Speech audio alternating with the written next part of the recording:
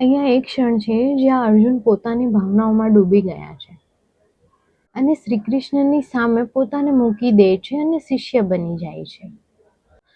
આ એક સાચા પરિવર્તનની શરૂઆત છે.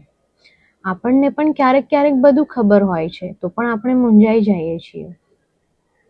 તો અહીંયા અર્જુન પણ શ્રી કૃષ્ણની સામે ઝૂકી ગયા અને એમને પોતાના માર્ગદર્શક બનાવી લીધા.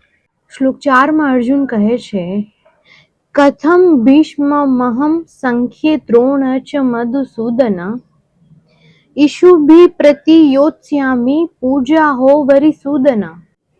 અર્થ: અર્જુન કહે છે, કૃષ્ણ, મને કાંઈ સમજાતું નથી. હું કેવી રીતે પિતામહ ભીષ્મ અને દ્રોણ જેવા ગુરુ સામે યુદ્ધ લડીશ.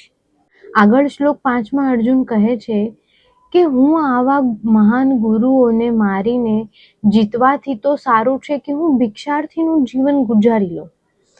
શું ફાયદો આવા સુખનો? આગળ શ્લોક 6 અર્જુન કહે છે કે હું એ પણ નથી જાણતો કે આ યુદ્ધ જીતવું મારા માટે સારું છે કે ખરાબ.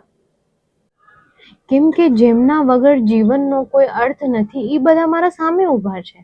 શ્લોક 7 અર્જુન કહે છે કે હું મારા દુઃખના ચડાવે પહોંચી ગયો હોઉં ને એવું મને લાગે છે. મને સમજ નથી પડતી કે સાચું શું છે અને ખોટું શું છે. હું તમારો શિષ્ય બનવા માંગુ છું. મારું માર્ગદર્શન કરો. તો આ બધા જ શ્લોક પરથી આપણે શીખ્યું કે આ જ હતો અર્જુનનો સાચો સમય, જ્યારે અર્જુને પોતાનું અહંકાર, જ્ઞાન બધું મૂકીને ભગવાનને કીધું કે તમે મને તમારો શિષ્ય બનાવી લો.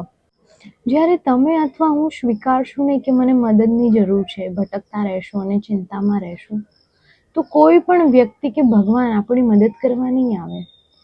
તો સ્વીકારતા શીખો. જય શ્રી કૃષ્ણ.